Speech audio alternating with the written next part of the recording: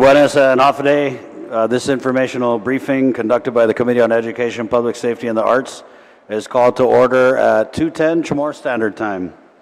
Today's date is January 17, 2024.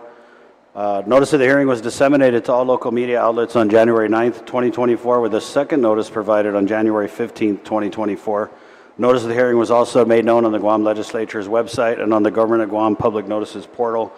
This afternoon, the committee is holding an informational briefing on the Guam Council on the Arts and Humanities Agency. We'll be receiving information and discussing the following agenda items: the 13th Festival of the Pacific Arts and Culture Delegation and Preparation, the Guam Masters Program and Awards, Percent for the Arts, other programs, the CAHA facility and space, funding sources, legislative assistance, and agency concerns. I'd like to welcome my colleagues joining us today.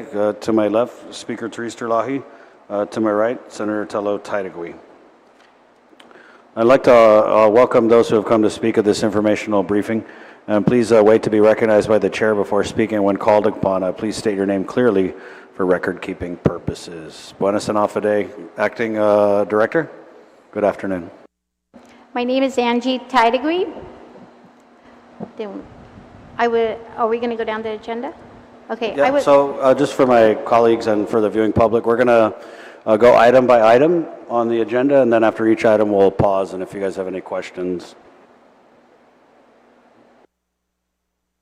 And Acting Director Taitagui, can you please introduce the team that's here to provide testimony today? Yes, sir. I would like to introduce CAHA Board Chairwoman, Ms. Monica Guzman. And then next to Ms. Monica, Master Frank Rabon. And then to my left is our Vice Chair, Mr. Max Ranquillo Jr. May I introduce the ones that are in the back as well, our board? Please do. I would also like to introduce our Secretary, Ms. Donna Koppenberg, our board member, Ms. Simeon Bollinger, and then on his way will be our Mayor Representative, who is our Treasurer, Mayor Gogui of Chalampago. And then my two staff in our office, Ms. Lily Cruz and Mark Duenas. Thank you, Ms. Taitagui. If you could go ahead and we'll just get right into it. And the first item on the agenda is the 13th FestPac, of course, being held this year in Hawaii. Yes. So if you could just provide the committee with your report. Okay. Mr. Chair, I would like to defer the question over to Ms. Monica Guzman, who is CAHA, the Festival of the Pacific Art Chair this year. Monica?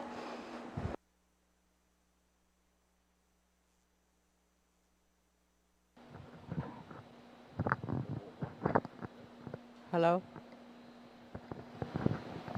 Sibylis.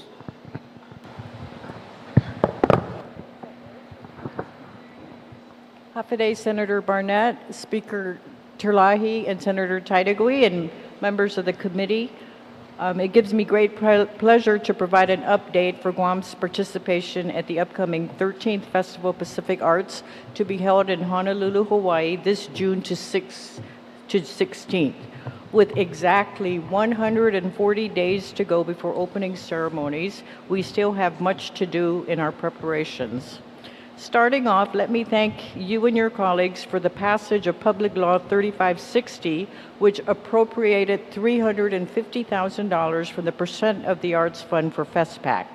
As you know, the pandemic forced the rescheduling of the 13th festival from 2020 to this year. The impact of the pandemic on our community, in addition to the devastation wrought by Typhoon Mawar in May of this past year, has affected the mindset of our spirit as recovery from these disasters was the priority. The funding provided by Public Law 3560 has greatly alleviated the pressure for our Guam delegation. Thank you again. As a previous host, we are in direct communication with the Hawaii Organizing Committee, providing planning and programming support. We anticipate receiving more detailed information from Hawaii this month, most especially in reference to biosecurity, fumigation, customs, the digital platform, and transportation and logistics at the Hawaii Convention Center, where the Festival Village will be located. Updates from Hawaii are received via the Council of Pacific Arts and Culture, of which a meeting is scheduled for March. It has only been a year since being appointed last February by Governor Lou Leon Guerrero to chair FestPac, and it is an honor to lead our Guam delegation for 2024.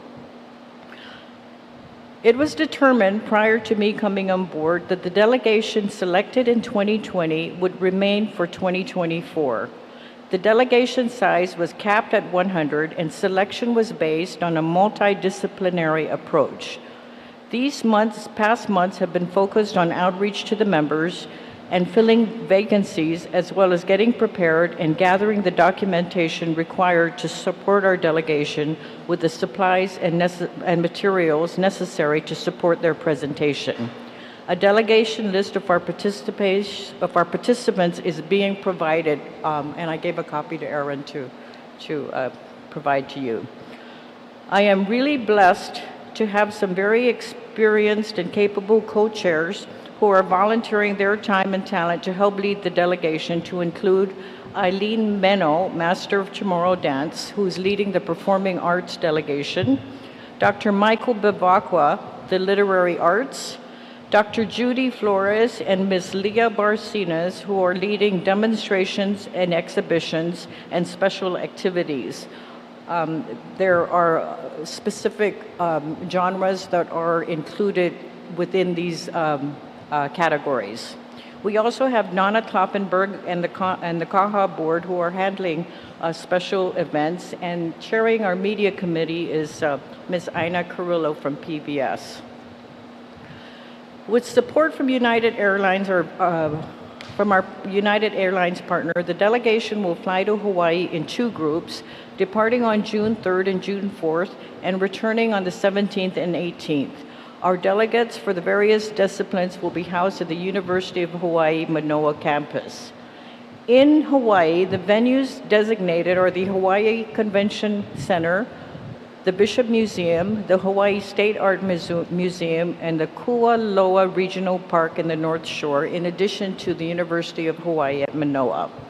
So far, our partners that we've identified are United Airlines, Matson, the National Endowment of the Arts, PBS, and GVB. Our budget, which is a living document, we continue to work on it as we prepare, is at $313,590, of which $36,200 is in kind, and this does not include the airline discount. Our funding sources, of course, are Public Law 3560 of $350,000. We were able to secure from the National Endowment of the Arts $43,000. Fundraising, we've got about $13,700 that we've done in fundraising. We are still awaiting word from the National Endowment for Humanities, as well as the Western State Association of Arts, WESTAF, for other funding from the NEH and private sources.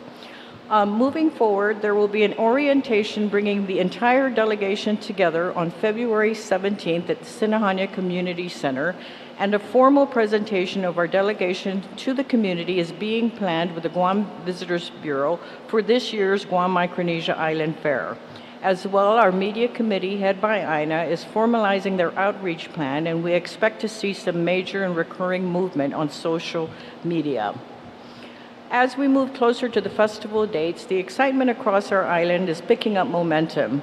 I want to take this time to thank the CAHA staff for their hard work, our volunteer committees, and most especially Undunkuluna Siduas Maasi to all of our delegates. I provided a list of the delegates, and then our draft budget, proposed budget, for your review. I also want to add that although the appropriation from percent of the arts is at $350,000, we're capped. Our budget now is at $313,000. And then with the other funds that we've received, we are going to use those funds first, and then whatever the balance is, we want to return it back to the percent of the arts so that it can really benefit the artists as what the intent of the percent program was.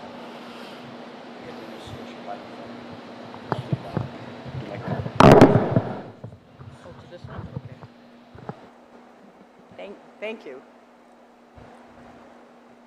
Thank you, Monica. So it doesn't sound like you are anticipating exceeding your budget.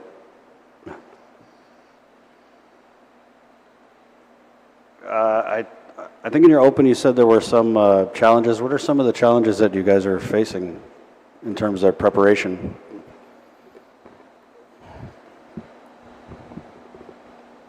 Well, because of the pandemic and then, of course, the malware, we were having difficulty contacting our delegates. And so, the CAHA staff, they sent emails, we made numerous phone calls, but we've now contacted everyone, and we're at the point now where we're just waiting for some final documentation, but almost everyone has submitted their required documents. They've signed their waivers and done all of that stuff, so they're pretty excited. Our chairs have also submitted some budgets that's going to be required to assist them in their presentations, like for costuming and, equipment and materials that they'll need to bring for their presentation. I'm pretty sure it's a way different song and dance compared to the last time we were involved in FestPac as the host island, right? So has that made things a little easier for you guys? And then I'm also wondering what is going to be special about our entrance, and is all that being worked on already?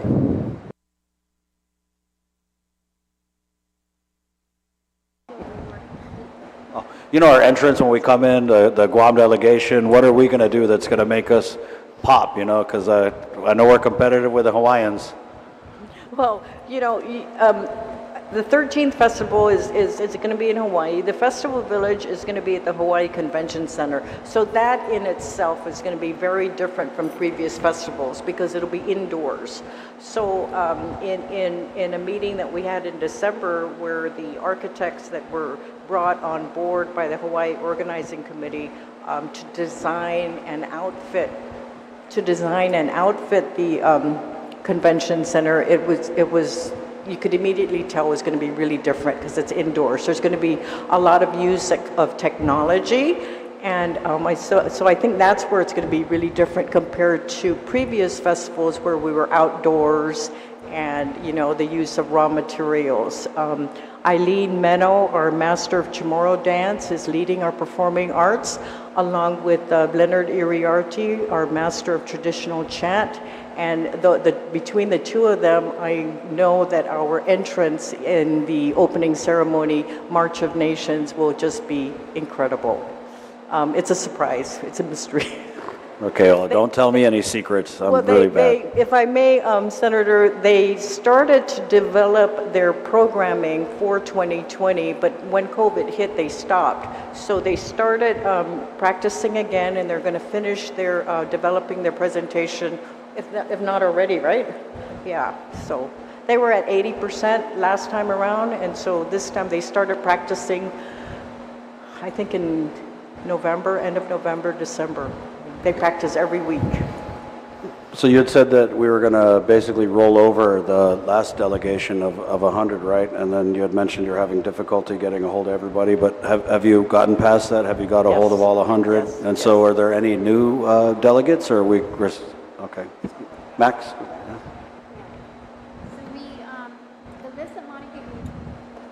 the list that Monica had presented to you, we've made the update of those that when we did the first call out, CAHA, and we got the feedback. And then we took it to the chairs, and then they had a list already of those that weren't selected, that, you're on that list there of alternates. So they have been plugged in already on that. So that's the list there that's provided. Thank you, Ms. Titagui. I'd like to also recognize my colleague, Senator Sabina Perez. Thank you, Senator. And I'm going to pass it over to Senator Tello-Tydegui for any questions that she might have on the 13th FestPac. Thank you, Mr. Chair, and good afternoon to everyone that's here today. Thank you for being here, and of course, all the hard work that you're putting into this. I know it's long-awaited, considering the setbacks. We should take that with a grain of sand to think that it's an opportunity for us to even generate more funding and provide anything that you need to move forward. So that being said, you met with the Hawaii delegation in December and talked about the logistics, where it's going. So many of the community on Guam wants to attend FestPac in Hawaii. Many of them, they want to be there to support our delegation. And is there any information that you can give to our public that where they can stay, where they can get the information, locations, things like that for them, so that they can be there to also celebrate and provide the cheering in the audience for our delegation? Yes. Thank you for that, Senator Tydegui. The pandemic has also posed many challenges to the Hawaii Organizing Committee, and we're still awaiting information on accommodations for the general public. They said that they will provide that to us by January, so we're still waiting for it. They have been in discussions with hotels. I know that the Outrigger chain is one of their partners, but they did indicate that they have other chains. And so once we get that information, then we will distribute it. What about the opening ceremonies? Are there tickets where people, the general public, can purchase these tickets so they can preview the show? One of the requirements for FestPac is that every event is free of charge. So there will be no tickets for the opening ceremony. But I'm pretty sure there's a capacity limit in the right. Yeah. So how are we going to? So is it a first come first serve scenario? Is that what the people need to know? Yes. So they need to get there early. They need to line up early in order to be there. Okay. You did mention that it was. Well, let us know if that changes at all. And you said you're supposed to meet with the delegation from Hawaii in January for more information. If you can look at what information the public, in order for them to not participate, but be able to watch the events and what they need to know, yes. Provided for Guam. I know they might have something online, but it would be good for CAHA to have its own information on your website for the public to go to, because sometimes, the Hawaii website is not very thorough and caters more to the Hawaii side. So let's put something on that caters to our Chamorro side, the local side, on how to become involved. And I do know that there's volunteers for FestPac that we had the last event here. Many people came up to volunteer. I know that it's happening right now in Hawaii right now, where they're calling out for volunteers. My sister lives in Hawaii and she's volunteered to be a part of that. But if there's any part that, somebody who has the means to go over with the delegation to help out, are there volunteers from Guam that can participate? Not necessarily with the Hawaii group, but with our Guam team, to ensure that they get on the bus, to ensure they have the water, to ensure that they're coming in at night at a decent hour and keeping in a watchful eye that everybody is respectful of this event. Last thing we need is, publicity, bad publicity on our part. So, security precautions. So if you can also indicate that, that would be very helpful. In the past, we've always talked about funding with FestPac and the initiative taken by the artists to go out and fundraise. And right now you're saying, well, your paper said 11,000, but you're saying 13,000 was raised?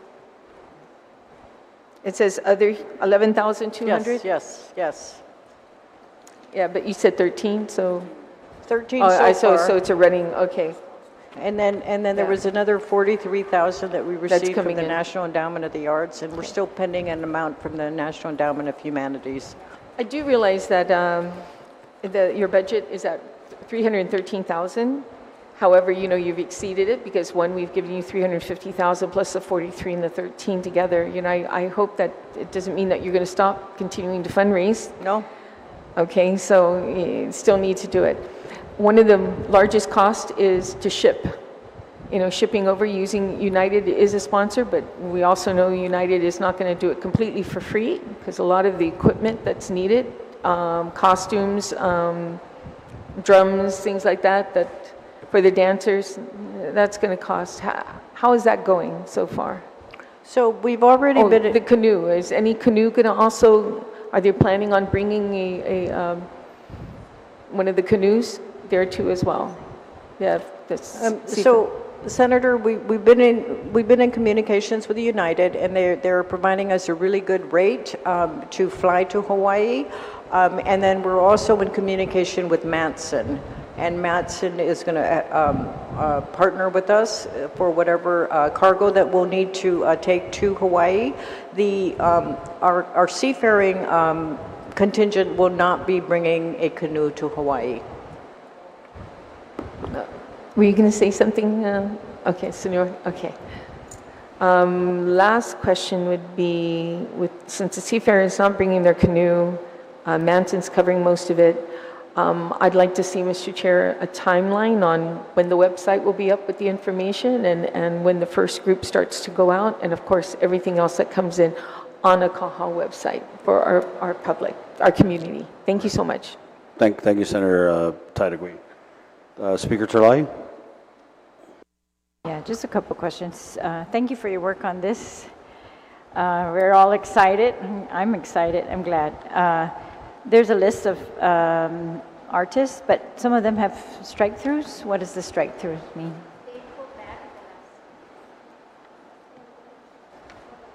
They voluntarily withdraw from the list? Yes, they voluntarily withdraw. Okay. For, whatever personal reasons. All right. And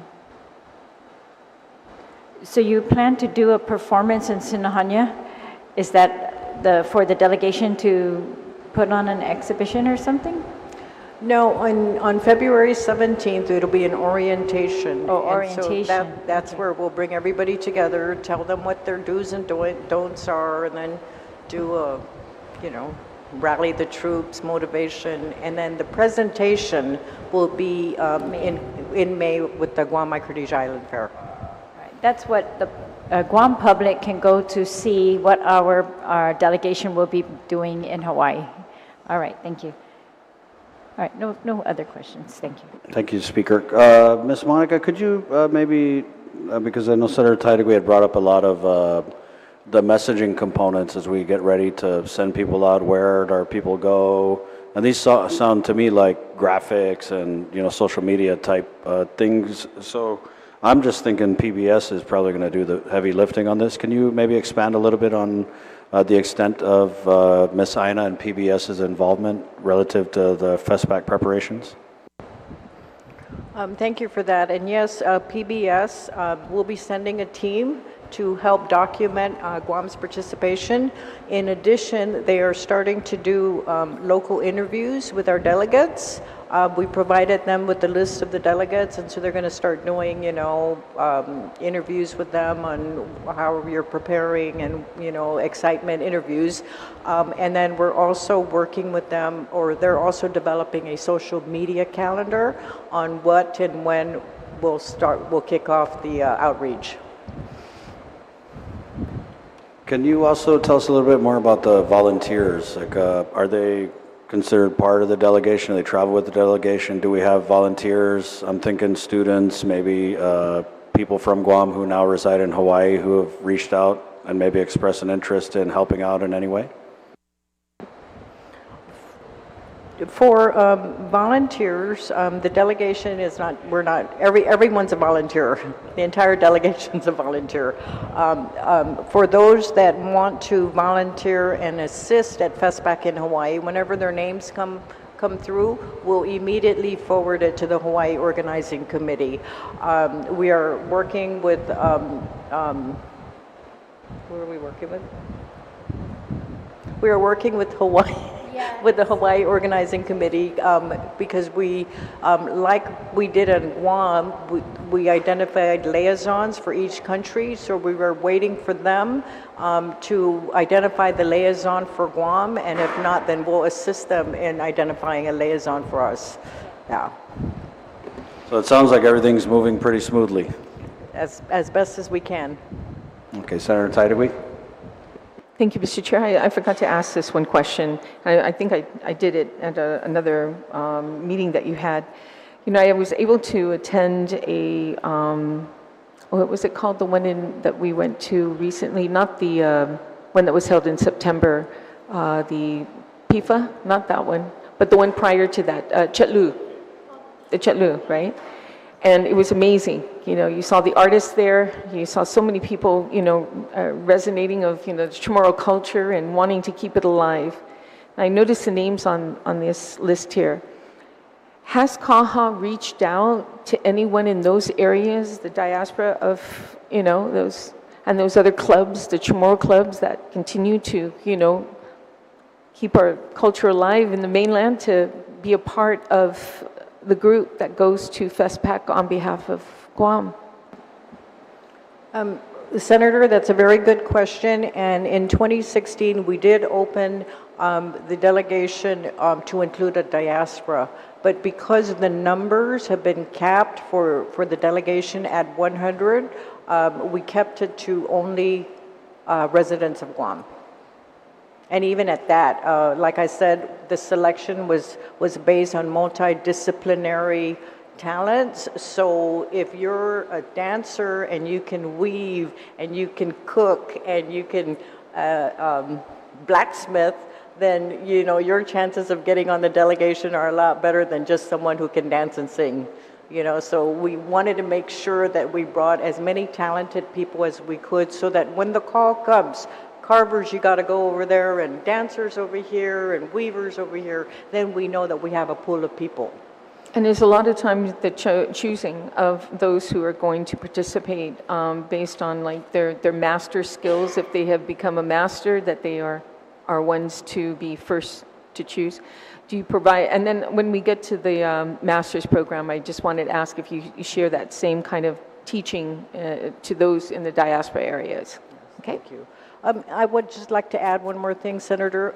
As part of the delegation, we will be bringing 5 of our Masters of Traditional Art as part of the delegation. And just... We're still trying to convince him. Right. For the... and I see that in Ms. Flores' testimony. So that would be Eileen Meno, Master of Chamorro Dance, Joe Beneventi, Master of Body Ornamentation, Greg Pangilinan, Master Carver, Philip Sablon, Master Weaver, and Leonard Iriarte, Master of Chamorro Chant. And then we'll have our in-house Master of, also Mr. Frank Rabon. Okay. I just had to ask, for the record, some of my friends were inquiring about whether or not Rapa Nui will be participating in this FestPac. Just asking for some friends, that's all. Okay. More than likely. Okay, thank you. All right. If we can move on to the Guam Masters program. Mr. Chair, I would like to give the opportunity for first off for Master Frank Rabon to speak, and then I will after him. Buenas todos, I'm the Senator, Speaker Terlahi, Chairman Senator Barnett, and Senator Tydegui. Buenas para todos, Samzu. I'm a CAHA board member, so I'm here to update on the Master's program currently implemented by the Guam Council of the Arts and Humanities Agency. As a sitting board member of CAHA since July 2016, I was tasked with the late Frank Lizama Corned Beef, a recognized master blacksmith who was also a board member of CAHA in 2016. After reviewing Public Law 3139-139, known as the Guam Masters Award Act, enacted May 19, 2010 by the 30th Guam Legislature, we both felt that amendments needed to be implemented in order to protect the integrity of the award and the recipient of the award. The Guam Masters Award Act was established to recognize master practitioners of Guam's traditional and folk arts.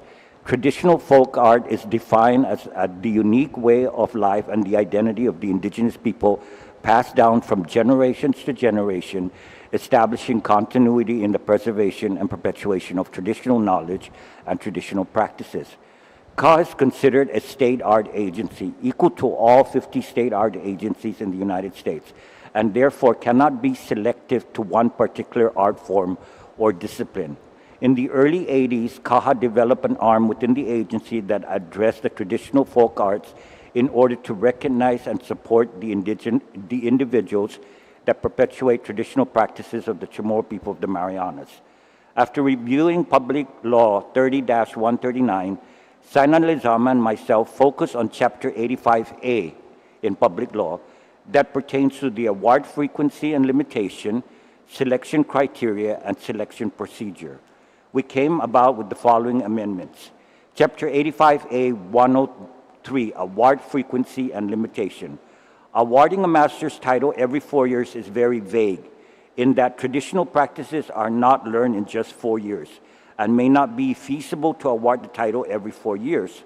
The wording in this section should reflect that it is not necessary nor mandatory that a nominee accepted or an award given every 4 years. Chapter 85A 104, selection criteria. The selection contains several subsections that we address the following subsections. 104A, nomination should be submitted by a recognized master of the discipline for which the nominee is being nominated, or an individual should have spent 20 plus years perpetuating the traditional practice for which the title of master is to be awarded. 104B, apprenticeship, consummate skill, and longevity in the promotion and perpetuation of a traditional art form. 104D, evidence of the apprenticeship years, high artistic quality of work, mastery of traditional art form via support materials. 104F, participation in one's art form by apprenticing, teaching, and mastery of traditional art form. Chapter 85A 105, selection procedures. This section also has subsections, so we address the following. 105C, a panel of judges inclusive of a recognized master to be determined by CAHA should convene to determine final recipients of the Guam Masters Award based on the selection criteria listed herein. An internal document within the CAHA has a comprehensive nomination packet that stipulates all that a nominator needs to comply while nominating an individual for the Masters Award. Master Lezama and myself have addressed the issues within the nomination packet, which I have included as part of the documents for your committee to review. The red font within the nomination packet reflects the changes and amendments, and it is consistent with the amendments reflected on Chapter 85 of Public Law 30-139.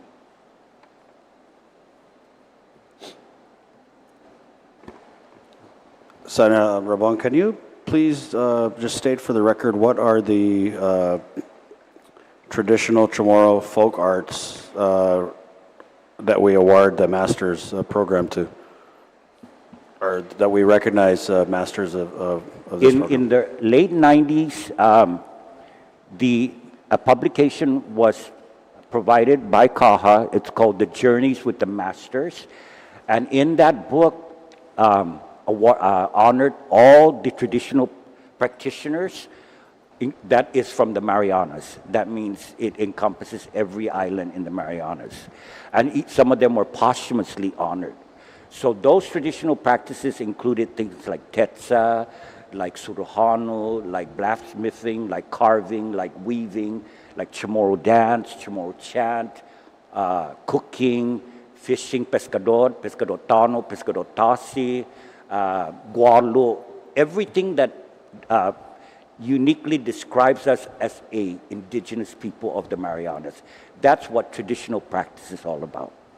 And it encompasses a lot. Now, I'm well aware that we are in a modern society right now.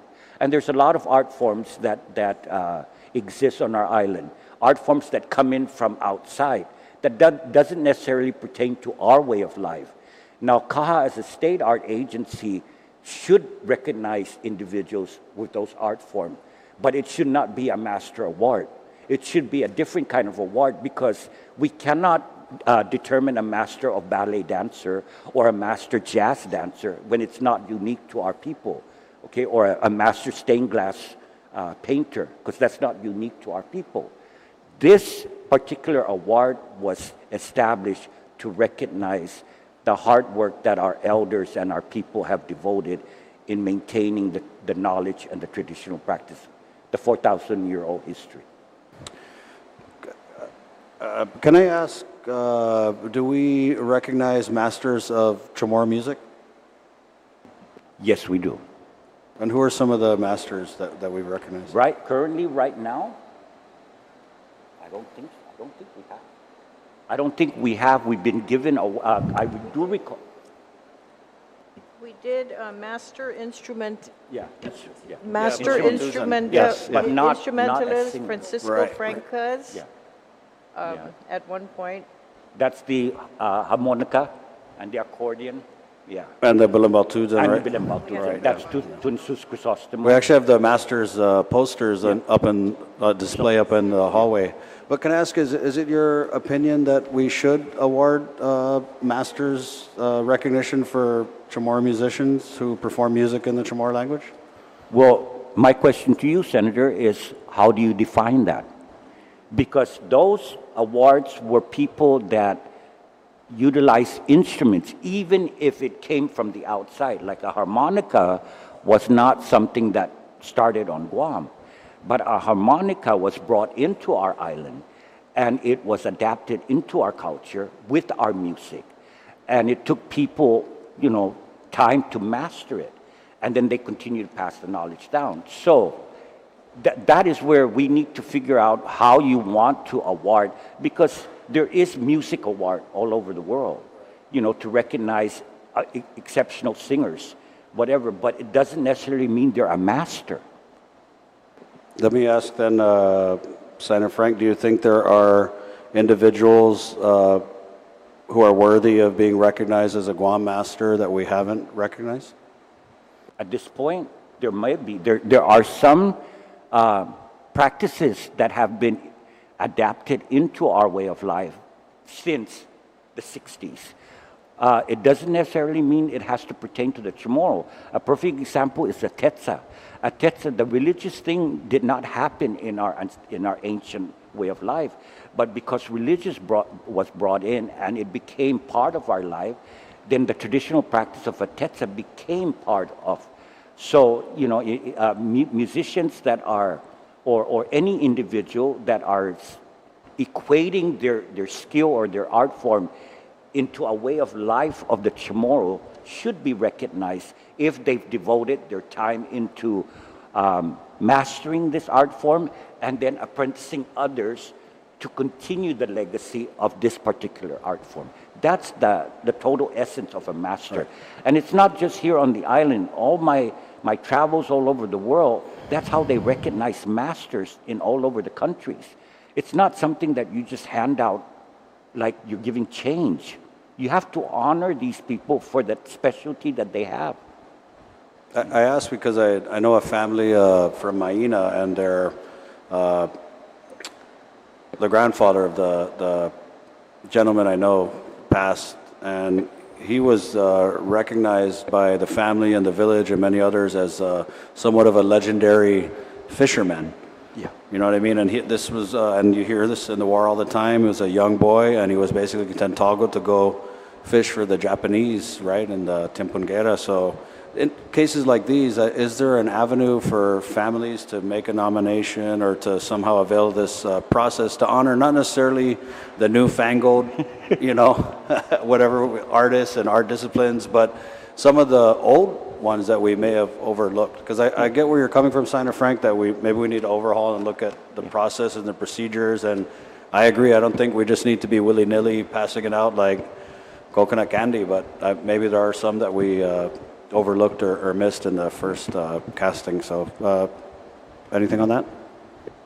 And, to me, you said he passed away. When CAHA produced that book, Journey with the Masters, their endeavors, they did as much as they could to try and find the individuals. Or maybe it's time for us to go in again and research some of these other people that may not have been honored, and give them that title, recognize them, even if they passed away, because that book recognized posthumously a lot of individuals that passed on.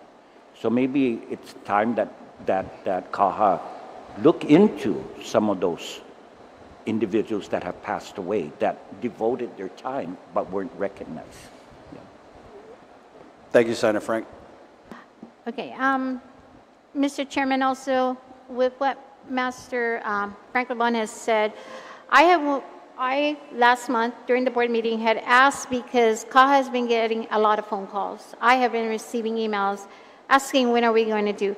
So I went up onto the board and I asked, I said, until the revision guidelines are made, and with what Mr. Frank was saying, I was asking them, can we just do a call out in April for a master? Because we didn't, the last time I believe was 2015, right? So every 4 years, and then COVID came, so we didn't.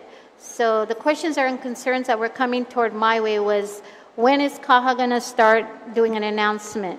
So I placed that packet on the board's table, and I said, I'd like to move forward for this year. I'll call out in April, close it in July, and then until all the revisions are made with, if it's law, then law. If you say no, if just follow it, let the board will decide, then as soon as I can get that clarification of guidelines or what needs to happen, I like to do the call out in April. I like to get it going again. For now, using basically the guidelines set right now. So those are my intentions moving forward. Senator Frank, I know that you have your concerns with the process, but do you believe that you can move forward with what Ms. Tidegui is talking about without us having to amend anything here? Like I mentioned to the board members in previous meetings with CAHA, I caution the board members in doing call-outs, especially if you don't have the proper guidelines. When you have a call-out and people call in, they're going to call in for every art form. And I'm just trying to protect the integrity of this award. I can understand developing another form of award to recognize all the art forms on our island, be it traditional or modern or contemporary. But traditional practices and a master, that's something that's totally different. And that's why I specifically, even corned beef, I'm sorry to, Sisaina, he also agreed that you cannot just learn everything in 4 years. And that's why we included that verbiage that it's vague. What? So every 4 years, you're just going to do a call out for what? Why are you going to call out for what when you don't even have an existing, and masters like myself, we apprentice people. We teach people so that the legacy can continue. That's the responsibility of a master. People who just get, the Governor's Art Award has been in existence. People who get awarded a Governor's Art Award for the best album doesn't mean he's going to teach somebody how to do another album. That's just self-serving for that individual. A master is not selfish. A master teaches. A master passes on the knowledge. And a master continues the legacy of the indigenous people of the Mariana Islands. That's what I'm trying to protect. I'm a master. Okay. Ms. Monica? Thank you, Senator. I just want to say that Acting Director Tidegui did indicate at the last CAHA board meeting the intent or the desire to do a call out, but the direction at the board meeting was for her to put the requirements together, put the packet together to present to the board, so that if Master Frank feels that it works, then we'll go ahead and do the call out in April. But there's a whole process and steps to do that. But the intent and the goal is to perhaps try to do a call out in April just making sure that we cross all our Ts and dot all our Is. Thank you. Right.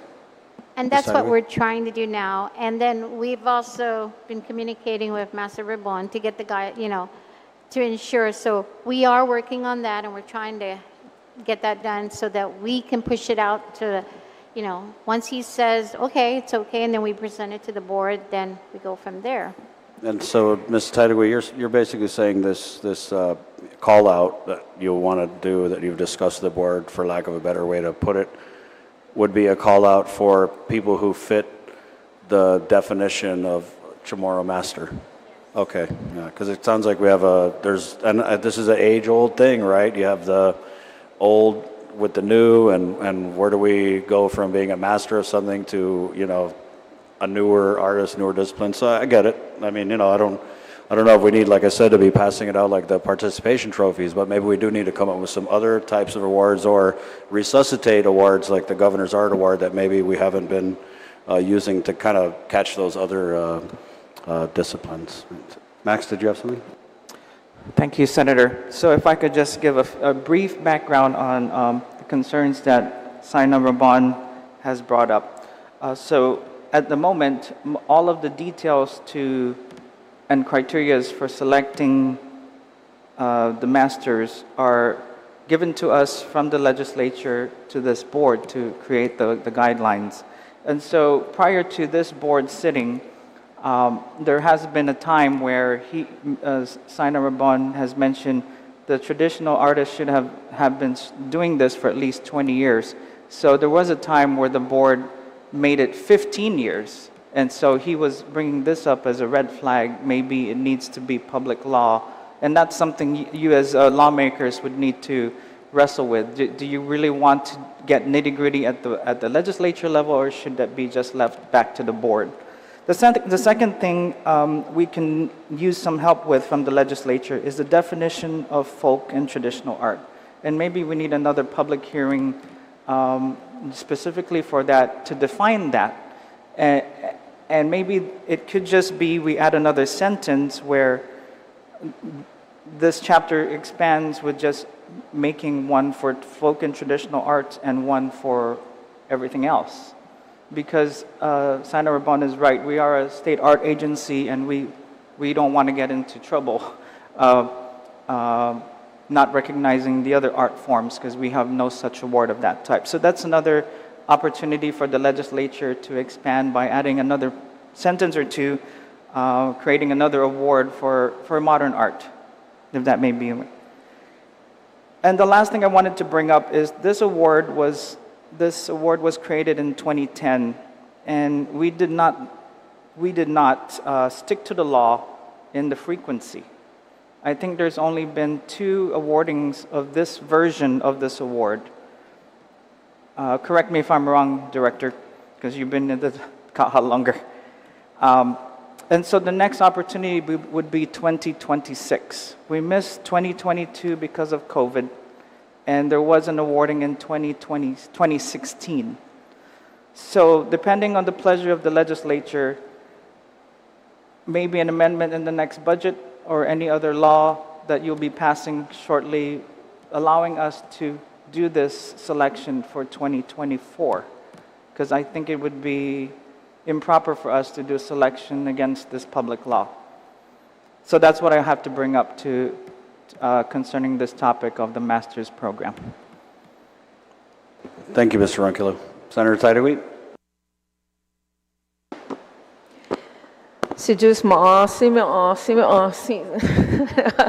When you talked about the TETSA, that's the first thing that came to my mind.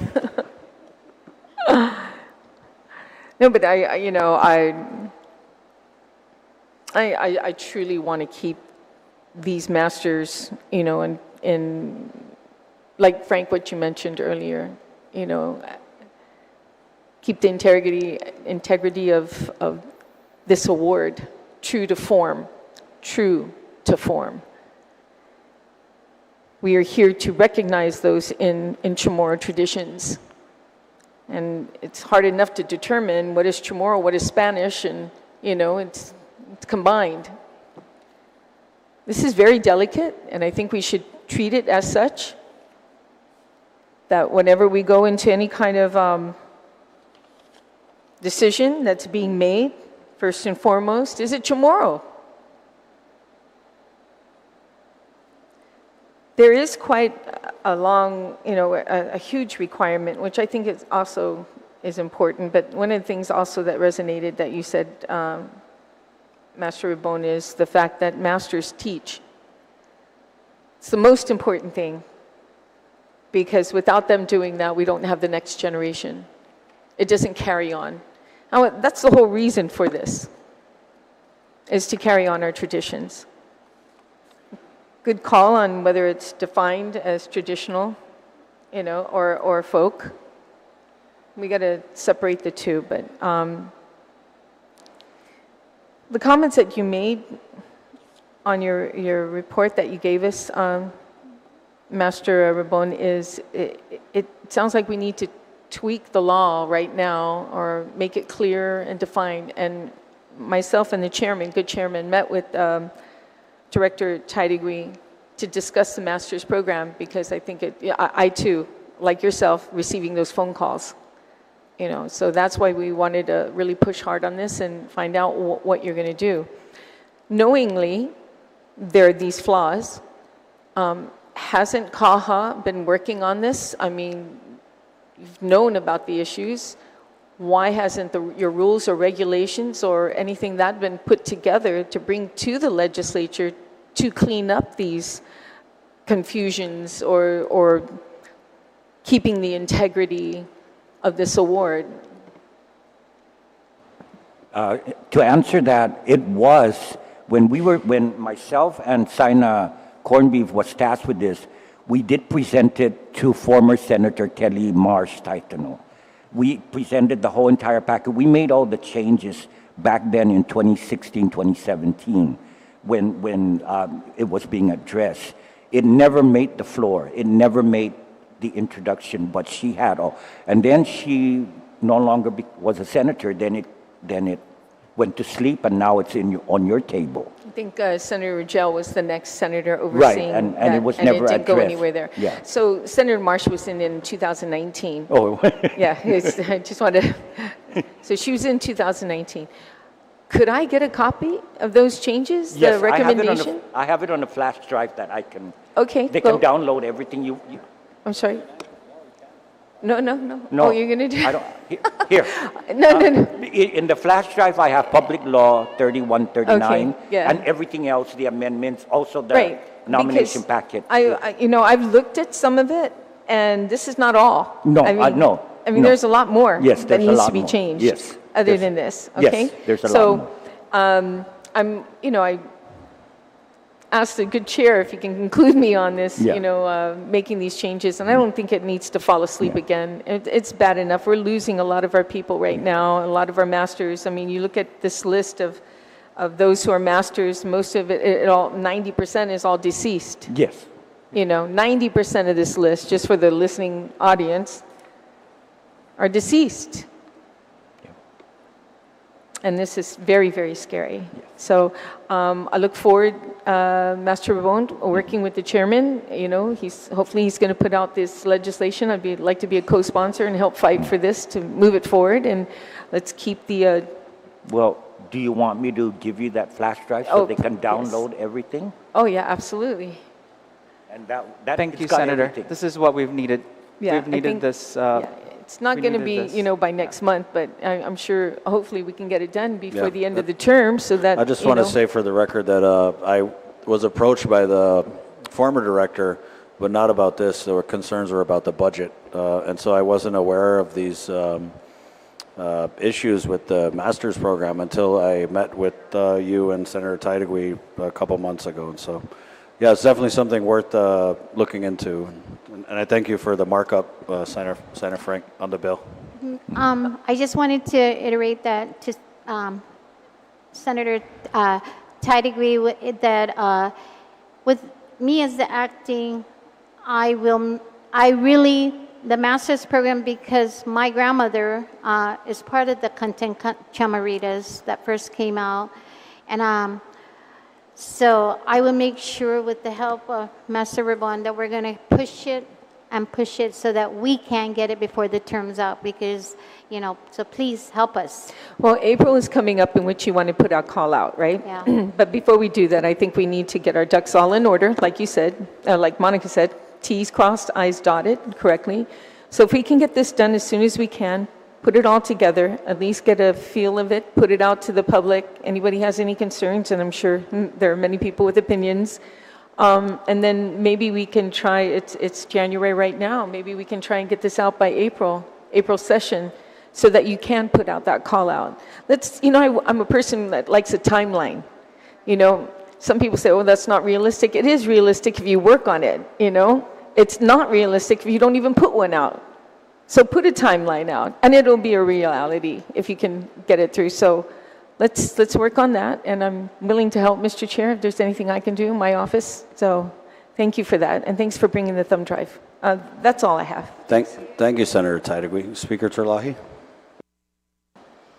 Thank you. I'm trying to check in your Enabling Act if you were authorized to promulgate rules and regs, but I can't see that that is the case.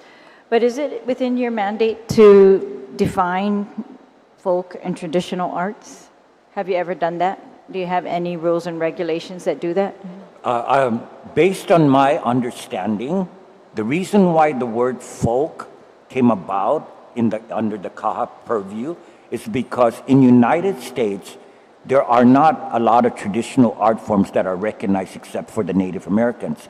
And before the Administrative for Native Americans or the National Endowment of the Arts began to exist in supporting the Native Americans, folk arts became what they considered cultural, okay? It was from the other islands like Hawaii and the territories that had the word traditional. Traditional meaning identity of our way of life. So then in the endeavors of National Endowment of the Arts, and they put together a master's program which CAHA emulated, they equated traditional art as folk arts. That's why the two words are always lumped together. But it doesn't necessarily define that the definition is the same. All right. Do you have rules and regulations or not? For CAHA? You do? You have rules and regs? For which specifically, Madam Speaker? What do you have them for? We have them currently for the percent for the arts. Okay. Is that it? But for this, Yeah, program none. for this, Okay. we have So you have a, selection criteria. yeah, That's selection application criteria by and- law and a nomination packet, correct. and where it probably outlines some other things. Okay. So the law, you said began in 2010, but were there awards prior to the law being enacted? Yes, right? And most of these are deceased, except I counted about 13 still alive. But it looks like, so the law mandates, it's accomplished practitioners of folk and traditional arts and other things, including, teaching. But then it looks like from the list that, according to the law, you shall accept nominations every 4 years, but no more than 4 may be given during each award. It might not be mandating that you actually give any time, but you must accept, and then you may give only a few, only 4. However, only 4 every 4 years, according to this. So, but it doesn't seem like that's what happened because, right, in 2010, the law passed. In 2012, there was some awarded. 2014, there were some awarded. And 2015, there were some awarded. Okay. All right, just checking. Yeah. But was it CAHA or was it the Department of Chamorro Affairs? I remember seeing a book that, defined what is traditional Chamorro practice. What is that? That's Journey with the Masters. Okay. And that was published by CAHA. All right.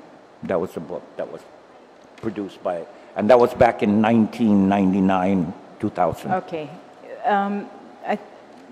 There were some other efforts that are very similar, right? Like when we're trying to do the Made on Guam products, I know the conversation came up, when we were trying to, there were other efforts. I remember forming like a group.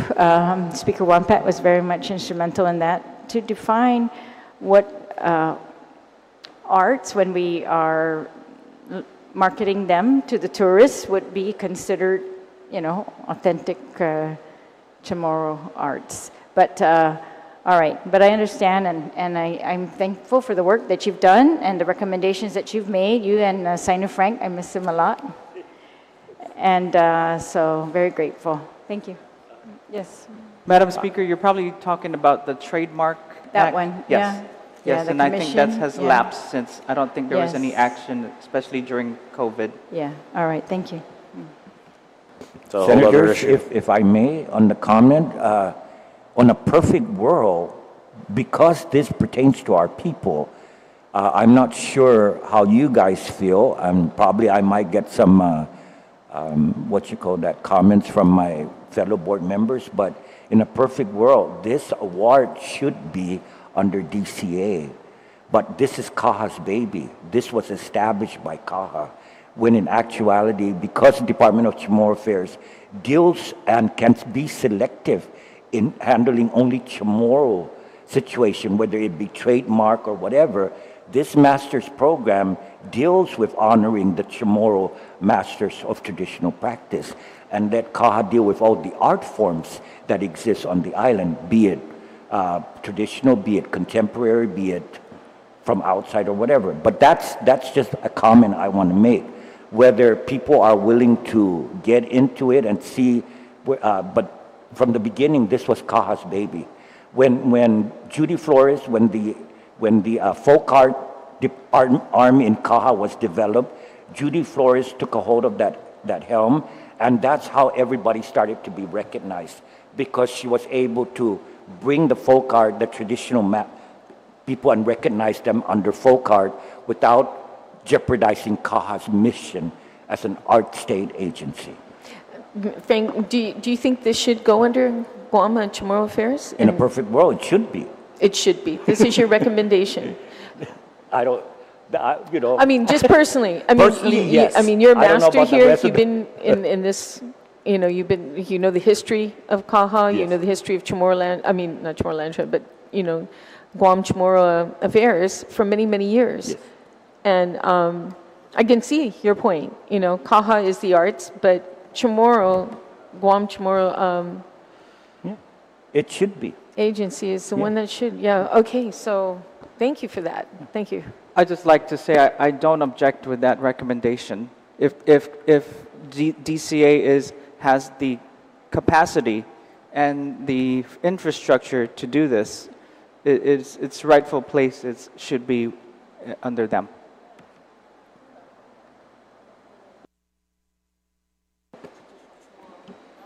Sir.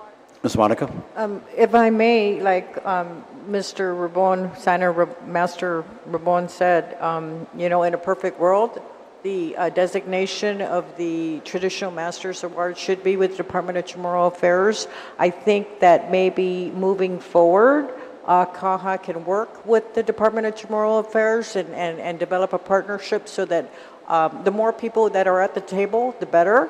But, you know, as CAHA is the lead agency for FestPac, you know, and at FestPac, we send our traditional artists and we send a delegation of our cultural practitioners. I think that a partnership with DCA for the master's recognition would work, but I also think that we shouldn't let go of it completely, because CAHA continues to it is the lead for FestPac, and we have a pulse. We're in touch with all of our cultural practitioners. We have the relationships with all of them already, and you know, we can just continue to nurture that relationship.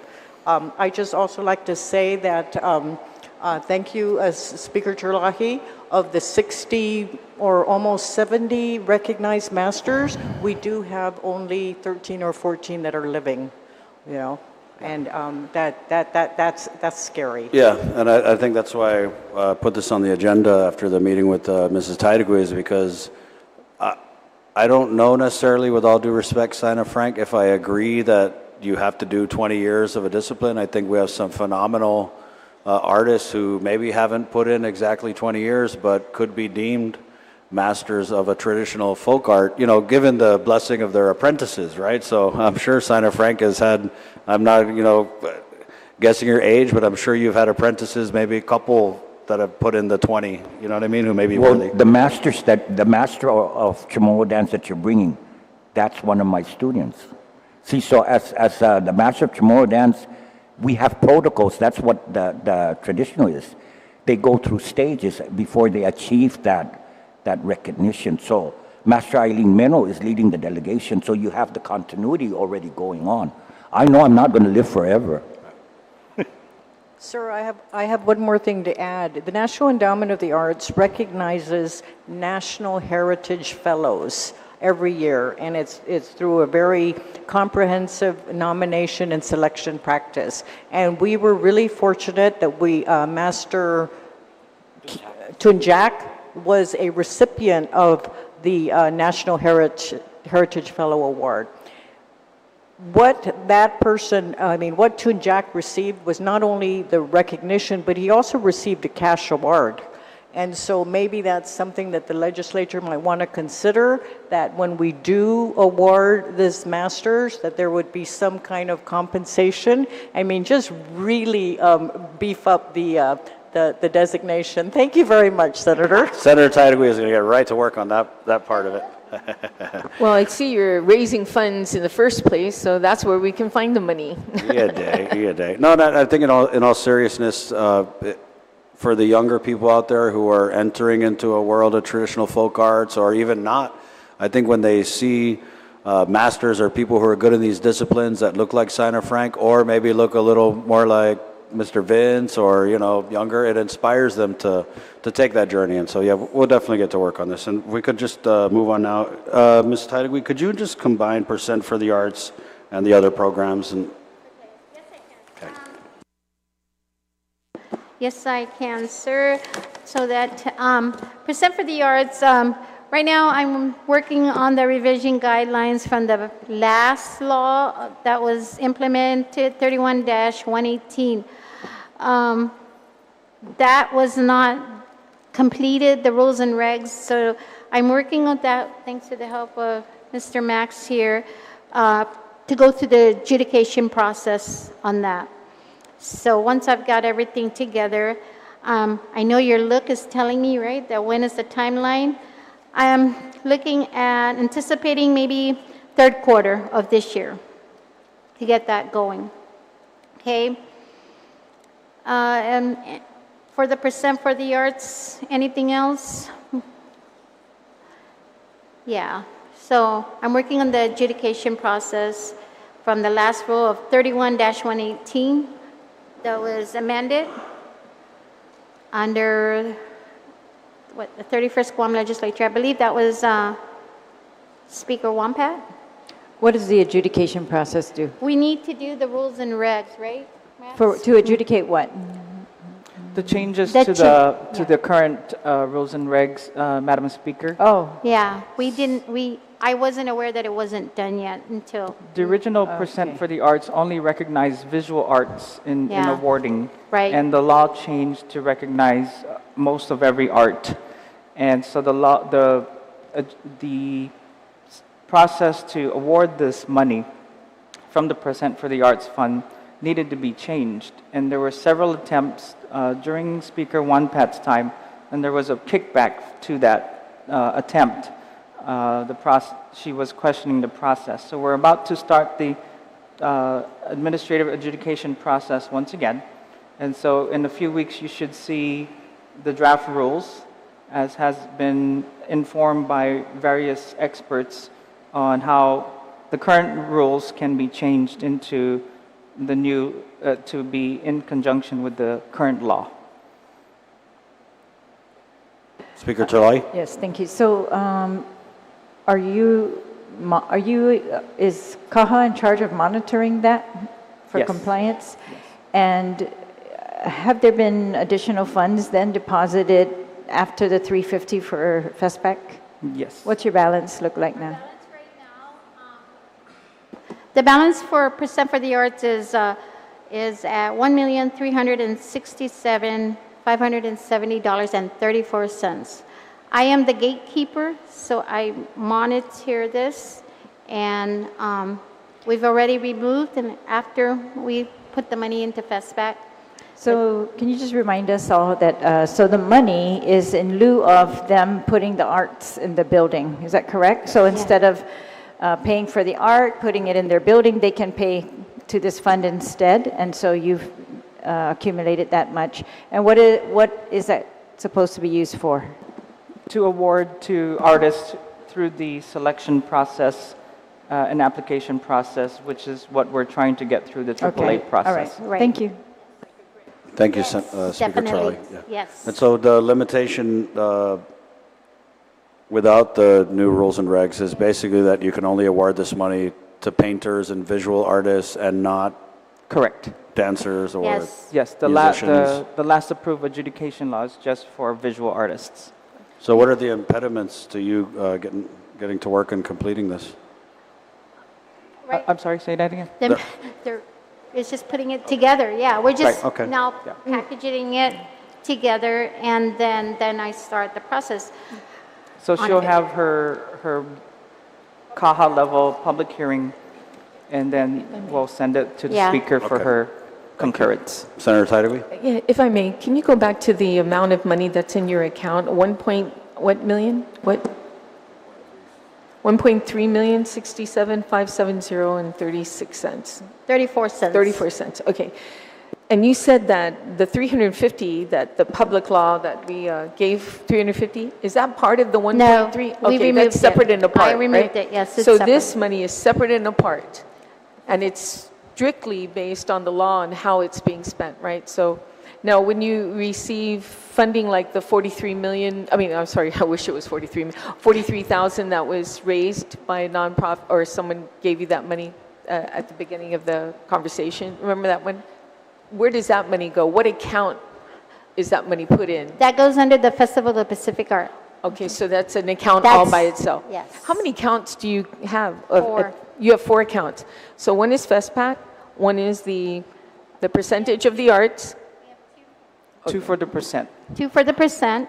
Why 2? One is a checking account that was established prior to me, and one is a savings account, High interest bearing. entrance-bearing account that was also established before me, and then the CAHA revolving account that For the is- general expense. Yeah, general expense of whatever day-to-day. CAHA, Okay, day-to-day 4. operations. 4 accounts. And what in the operations, how much funding is in there, and where do you get the funding? We have, previous to me, CAHA was given to the West staff, 75,000. The last payment is to be December of this year of 25,000. So that was that. And whatever else that we have done in the past, fundraising. In the past, we've had so many fundraising for CAHA Arts and Humanity Month, and that's where we used majority of the money that was fundraised was whatever needed expense for Arts and Humanity Month. So your operation expense comes out of the last account? For some of the stuff we need, yes. For some of the stuff. But, okay, but operation, this talking your salaries? No. Your benefits? Oh, no. Where does that come from? Comes out of the general fund. Well, You said you have 4 accounts, right? Yeah. One for, the FestPac, one that is for the percentage? right. Well, 2 for the percentage. percent. And then the other one is, Festival of the Pacific Arts? no, I did that one already. Is So that- 1, 2, 3, and then what's the 4th one? The The revolving fund. The revolving account. fund, okay. Is that where you utilize your expenses for operating? Your Yeah. salaries, your No. rent? No. Okay, where is that? It comes out of the general fund, out of DOA, yes. So our salaries and whatever we have, our salaries and our breakdown, we use that money for emergency purposes, following the procurement rules. So I'm a very stickler for procurement rules. So, yeah. That's controlled through That's a good- DOA. Yeah. What is your budget, your annual budget coming out of DOA? Right now, our budget is 541 and 154. Have you had any lapses? I believe because this is for FY24. Okay, so for FY24, FY23. I mean 23, I believe, oh, Lily's not here. I believe it was like 154. In lapses? Right? What's the lapse that we had?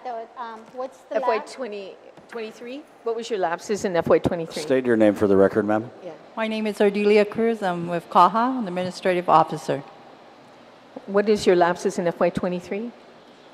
To my understanding, I don't recall it. I don't have that information right now, but I know we didn't have much because the only thing that we had last was the ARP, where they took some of the money out of the ARP for our spending with some equipments and so far. So the only thing that we have budgeted right now is the ARP, which is 2 staff that's unlimited.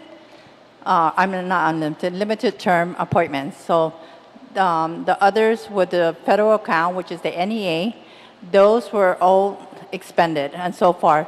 So there wasn't much lapse.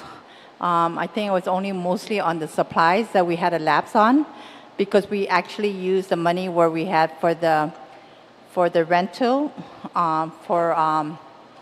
the rental lease, the Xerox. The Xerox copier machine and the the Daily Post, the advertisement. Senator, I think our acting director will be able to provide I can provide that number to you. I'd like to Thank see you. that minus the ARP funding, Right. which you will not be giving that money back, right? I mean, you have to expend it by the end of the Yeah, year, by the number end of one. this year. But I want to know how much you received as far as like general fund money, not ARP money and lapses, okay? If I can get that information too. Also, if I may, Senator, I'd just like to acknowledge our board member. I was just going to, yes. Mayor Gogui. He is also our recently elected treasurer. Yes. Hi, Mayor. It's all good. I know he's very good at keeping the numbers. So for the correction with the expenditures for 23, we did practically use most of it, and most of it is for the use of the office supplies and so far. So there wasn't really much lapse. The only thing that we have pending was some of the grants that we need to pay out. So we still have a few pendings, and then we should be clear with 23. Now, we received an award for FY24, 378,700, but it's also a 50-50 match. So Where are you going to get the matching from? What account? the general fund, the Okay. government has to do the 50-50. So Okay. NEA gives us this, they say, okay, now the the local government has to match it. And majority of the money that NEA gives us goes to the grants, basically. Yeah, so the money don't belong to me, doesn't belong to CAHA, it belongs to the artisans, and Yeah, I've but told when the you board. when you say it goes to the grants, that's what the percentage account is. The one for 1.3 million, that money is utilized for grants to artists. Senator, Not yet. included as part of the National Endowment of the Arts funding is grant money. So Yeah. we receive money from the NEA, and then we sub-grant Right, those funds. yes, Yeah. we Okay. give out sub-grants, yeah. Yeah, that's different, yeah. Can I That is say separate. That something? is separate from the percent. Yeah. From That's yeah, separate. separate from the percent, which one of the goals is. Give us an idea of some of the awardees of these little sub-grants that you give out. Some of the sub-grants we've give out, like our folk art, and then our underserved community, which we try to do a lot of the underserved community.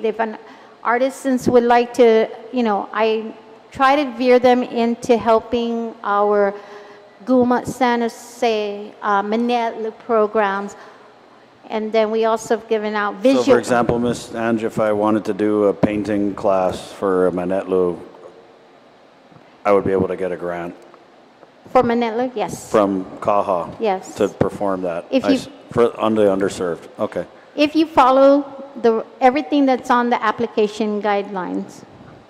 Do you guys publicize these opportunities, and when and where do you? So when we do the call out for our grant awarding, what happens is we do it mainly, and we try to start in mid-April. We announce it out, and because the board put a mandatory workshop, two workshops. So we do. And in the past, I know media, we used to have it, publish it out in the PDN posts. We used to do that. So what we do is we make sure that in our social media and our website that we post it out, informing everybody. And then we also have a big wide range of artists in our gallery, artist gallery. And then we ask them as well, when we send it out, we ask them to share it. But we do get, once it's out on our Instagram, we get a lot of new ones just because of that. What's the average award? The average, we give out normally between, our fellowship program gives out 3,000 to 10,000. We go, and then the regulars are 10,000. So it's between 3,000 to 10,000 that we give out. And this is, the total is what, 300 something? No, it's, we give out with grants and everything is 100, close to about 150. Okay. Now, the underserved takes the big bulk of the money. We give out specifically set by NEA is underserved, folk arts, poetry out loud, and also as well as arts and education. They take the big bulk of the money, and then everything else will fall under media and visual and special projects that will get that there. Senator, some of the awardees that we have this time around caters to students or clients that are in the foster care program. We awarded several did a lot. groups that are trying to serve those communities and also to the senior citizens. So Yes. you'll see a lot of those type of activities that'll be carrying out soon. All right, so when you start the cycle again, send me all of the promotional materials and I'll be sure to share them on my Will do. social media networks. Okay. Will do. CAHA, Senator Titlegy, did you have anything else on the, okay. CAHA facility space, so we know you're over at the DNA building. Yes, but what we want to try to do, and what I'm going to come to you and ask you, is we want to build a permanent home. Right now, I've been working with the current acting governor, and assisting me in trying to find a location. That's the avenue I want to go. Is I want CAHA to have a permanent home where artisans can come. You need a space to do whatever, it's there. And, so I've reached out and I've asked for that, and, If I may, Mr. Chair. I truly believe that's where the direction you need to go. I mean, the amount of money you're paying for rent. That's why I was wondering why CAHA was not housed in the Guam Museum. We have gone there. We've looked at some of the areas that are available for CAHA. I know it's kind of small, a bit small, but the majority of your artists do present their pieces at the Guam Museum, where it should actually go to, if you think about it. So sometimes you want to save some money, and you stay at mom and dad's house for a couple years so you can afford the down payment of a new house or a house, right? And have you ever thought about doing that or working with Chamorro Affairs and the Guam Museum to do something like that? If I may, Senator, before the Guam Museum opened, the conversation, the dialogue with Department of Chamorro Affairs at the time was they have the Changing Exhibits Gallery, and so we had CAHA proposed to DCA at the time that CAHA manage the Changing Exhibits Gallery, but that fell on deaf ears, so it never went anywhere. I'd like to see us re-engage on these discussions because it does seem, especially, and not to be critical of the museum, but I just don't see us utilizing that it's a beautiful building, beautiful location, and it should be a place where our people can go to feel proud write about not just our history and our story, which is such a great Yeah. story, but also our arts. And it just seems like the best fit. You know, when you travel, where do you go to see art? You don't go to an office building, you go to the museum. And so, yeah, maybe we just need to dust off these. That's a great idea, Senator, and we'll certainly open the dialogue again. Yeah. We might even pull out the MOA, the draft. Oh, but you can send that this way, yeah. So I know that we had this, I don't know if it was the previous director, we kind of talked about this, and they had said that there were space limitations because they're storing a bunch of stuff on the second floor, right? Which I'm not sure is still the case, so I mean, maybe we can, With the current space we have, yeah, so based on the procurement that went out prior to me sitting in this position, I believe they put out for 3,900 square footage, right? So that's the space we got as of right now. Although I plan to increase that because I want to ask, you know, I want more staff. There is so much that I want to CAHA programs to increase. There is more projects and events, but I need manpower. I only have 4 classified, and that's including me sitting in this position at CAHA, and 2 LTAs that terms expire real soon. One in April and the other one in the end of December. So we're going to, you know, that limits a lot without hurting them, you know, my staff and tasking 6 projects to you, 6 projects to you, plus the grants, because the grants, everyone is assigned to grants other than the AO. Her job is to make sure that they're paid and, you know, whatever else the grants has to take part on, the financial federal reports is the AO takes care of that. So I want to hire more staff, but I need your help, please, if you can work with me to get more help. If I may, once upon a time they combined CAHA and Chamorro Affairs together. They had one president, and I believe Joseph Cameron was overseeing it at the time. He was handling both agencies. It was taxing on him big time. You know, I think after a while he wanted to quit, and he did because it was tough, especially when they were building the museum. But putting 2 agencies together was a way of saving funding and utilizing each person from like Chamorro Affairs. If they're not doing anything, then they're out helping CAHA. CAHA, same thing. Because it's not constant. It's not every day that you utilize someone who takes artwork and hang it up or does the inventory. So I think we need to look at, you know, combining the agencies together again and saving money on it, at the same time saving rent.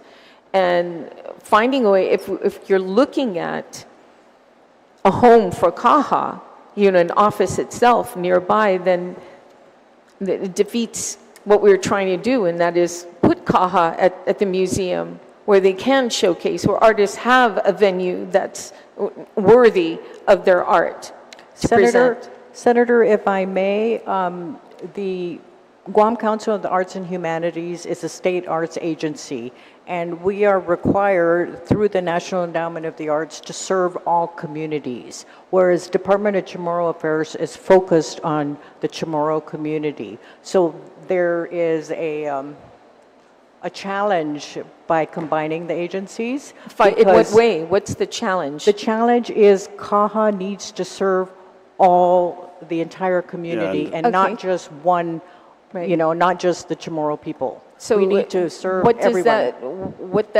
does that have to do with well, it's just combining both she's agencies trying to say DCA would be together? at the top, and they're very Chamorro-centric in Do their you mission. lose funding? Pardon me? Do you lose funding by putting the agents together? For instance, if CAHA is helping Chamorro Affairs out with something, or Chamorro Affairs is helping CAHA, is there any money that's going to be lost because of that? In any financial grants that are given through federal funds or nonprofit organizations that help out museums? Is there any issues with that? I think the issue is when you come, it depends on the,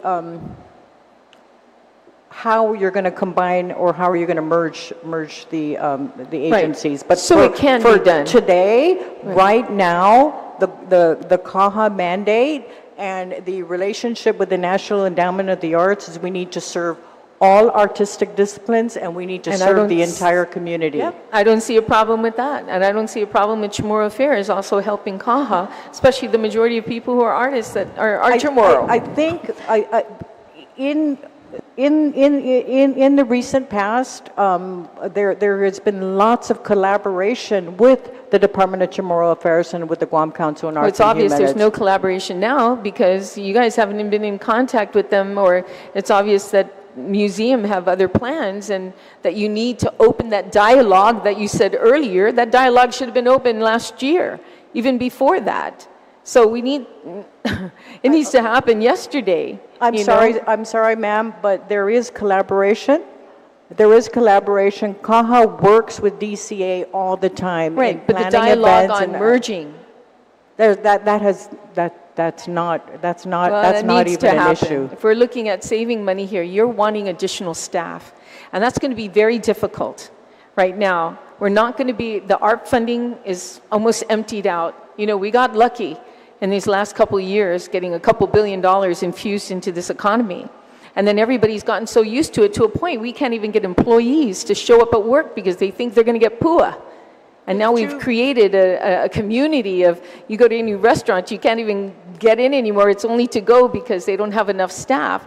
Well, the whole point is we need to look at our funding. And I would love to give you more people, but where is the money going to come from? So we have to look at other ways to continue the work that you're doing, plus add on additional ideas with the same amount of money or even with less amount of money. And that's going to take a lot of work. So I hope, you know, you guys, I mean, we have technology today that helps us out with covering some of the costs. Technology has played a big part on it. So I just hope that, you know, you guys don't give up on merging something or finding ways to save money. Thank you. Thank you, Senator Tydewee. Yeah, I don't know about all the merging stuff, but if we could dust off the MOA, right? Because, I mean, I don't want to step on Maguette's toes, but I've heard so much about all the exhibits you guys have had. But the only exhibit I can remember the Guam Museum outside of the Chamorro classes having recently was an anime exhibit, which is, my kids love anime. I'm just saying we got this beautiful building here, and I would just like to see us have an opportunity to display our artists in this. I mean, it goes without saying, right? So I would love to open the conversation again with Department of Chamorro Affairs regarding the Changing Exhibits Gallery. count me in. Thank you. Thank you. Okay, so let's just knock out these last couple here. Funding sources, present and future, and legislative assistance. I think we kind of touched on the legislative assistance with the bill that we got from Santa Frank. So go ahead, Max. I just wanted to bring up one of the mandates of the CAHA director is to meet with GDOE, GCC, and UOG because they are the three entities exempt from paying into the percent for the arts. But they also need to be putting out art programs and supporting art programs in their campuses. In at least in some sense, arts programs are shrinking in these. So as the chair of education, just something to point out to you, that with money flowing into these places for new buildings and things of that nature, if you could be an advocate and ask the hard question, what are you doing for the arts? And I think that would be a great help to our cause all around. Because they're the three agencies that are exempt from paying into the percent for the arts for construction. Thank you for that, Max. There's an old saying, when the guns boom, the arts die, and I think that we're living in this time now with all this conflict all over the world. I mean, it's not hard to imagine one tied to the other. But on that note, I actually just came from, and I'm going to give them a plug here, home of the Deerlings, CL Taitano.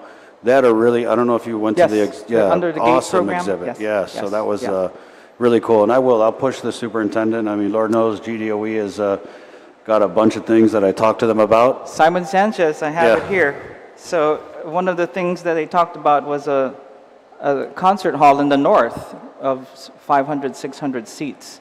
Then I heard mumbling like it's going to get smaller audience size. So It's in a facility that's needed in the north, especially, with the most populated place, with no concert hall type building.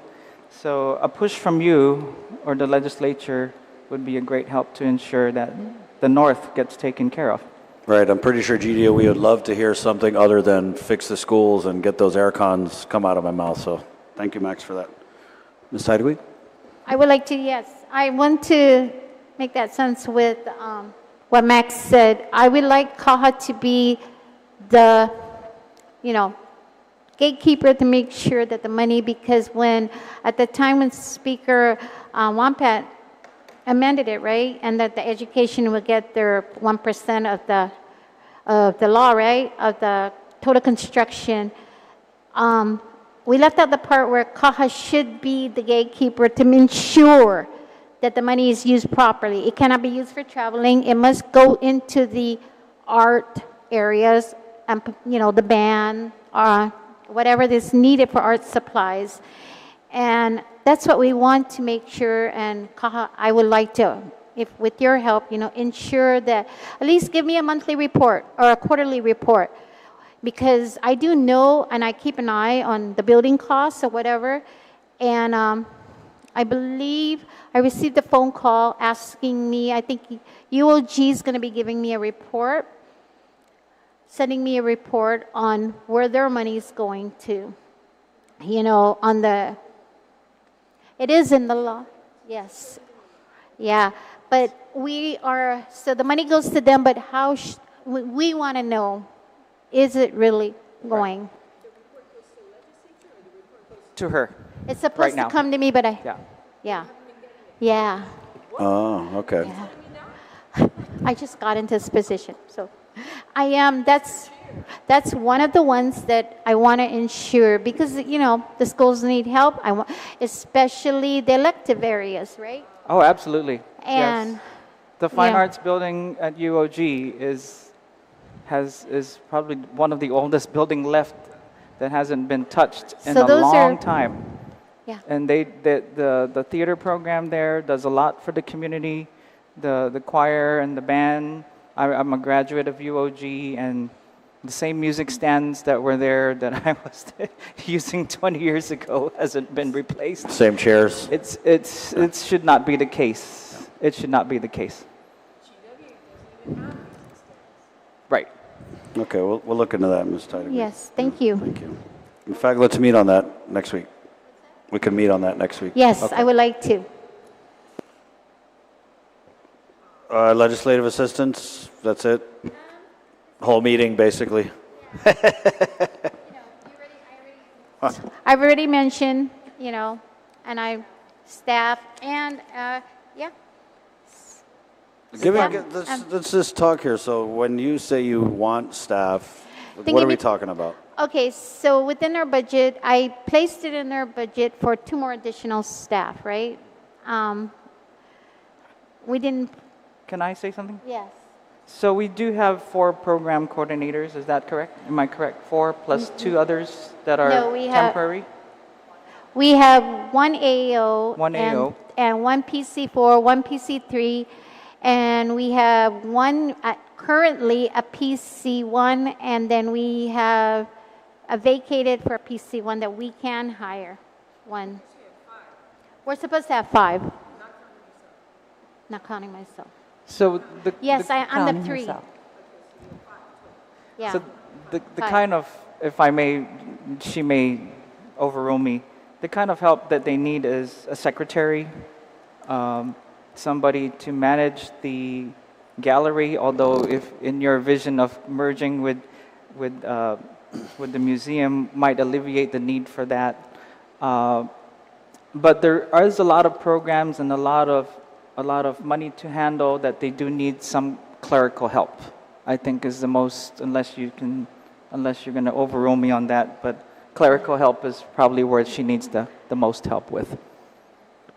Yeah. Basically, yes, and then I would like to hire another PC, a program coordinator too, into that capacity as well. Did you factor in any increments or bonuses that are needed? I know we had a discussion of bonuses that were not funded properly last year.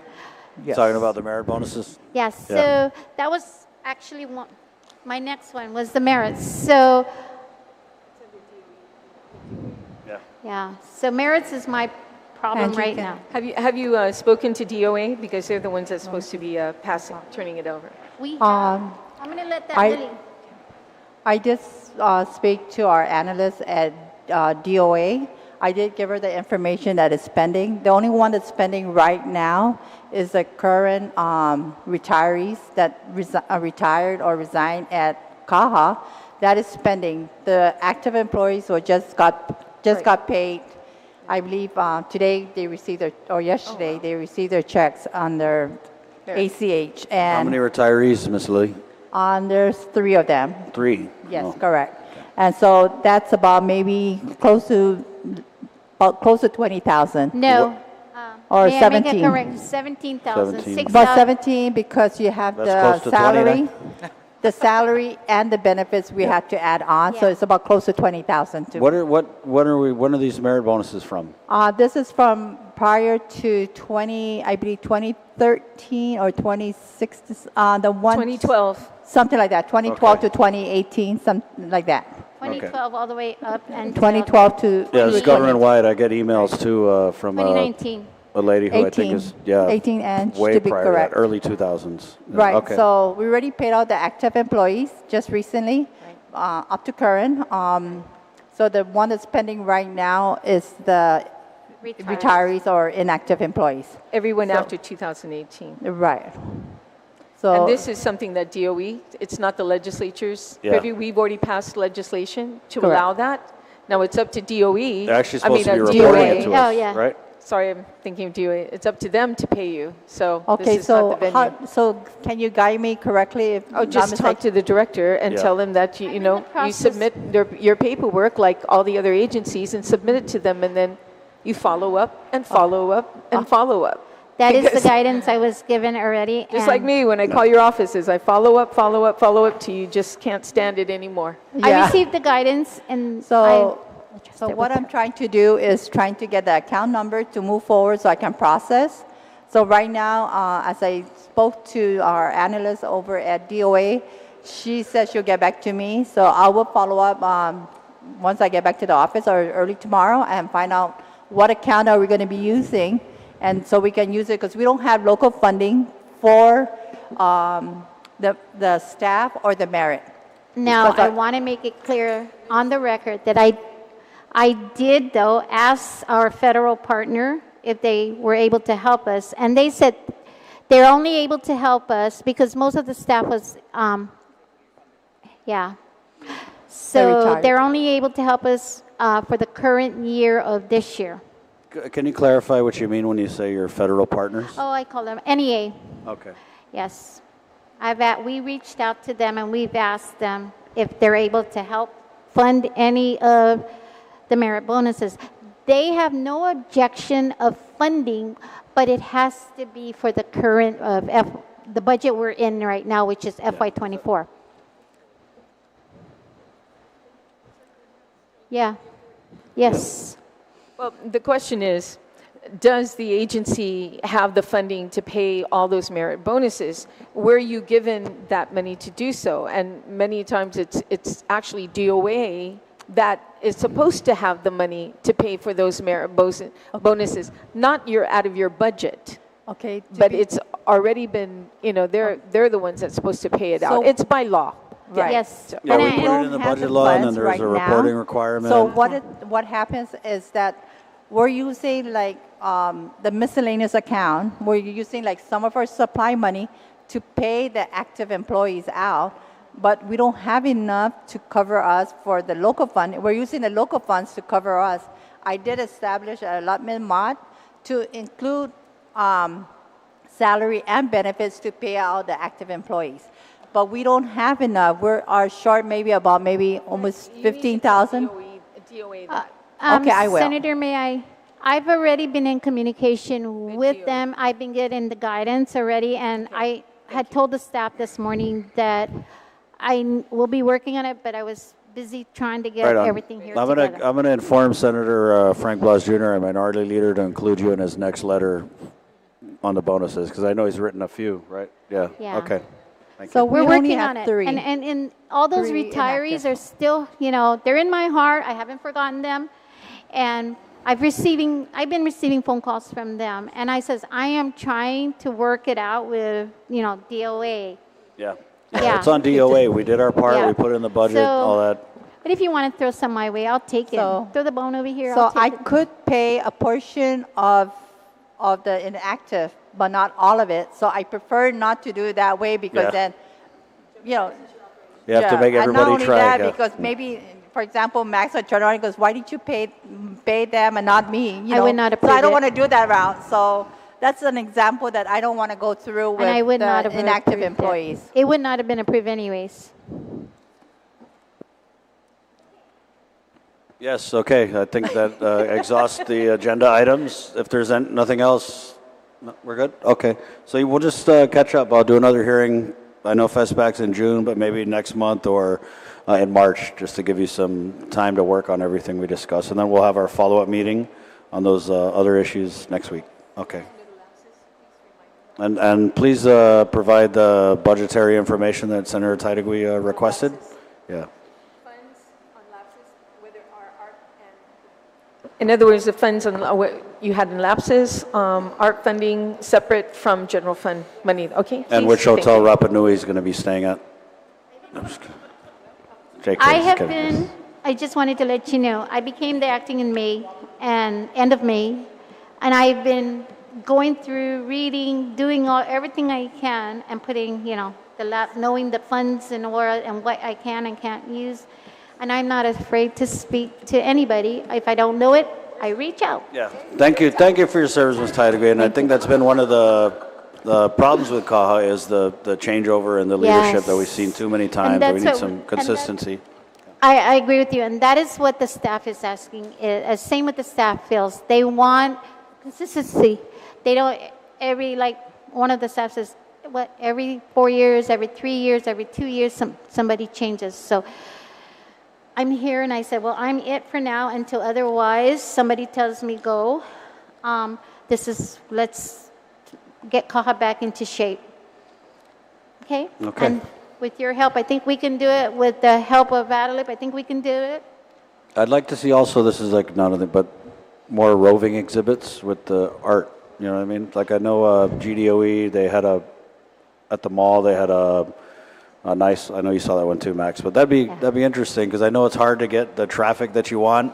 But we Every do time help you guys have an event at DNA, it's like everyone's running around trying to park, right? So it'd be cool to bring those things out, like when you see it at the Ghana Shopping Center or the mall or whatever. Yes. Now, I want you to let you know that we do partnership programs with DOE. A lot of the grids, whatever they need, they do a call out to us, and we help them, and from the public to the private school, we're there to help. Right, and I'll follow up on what they're doing with that percent for the arts money and make sure it's artistic. Right on.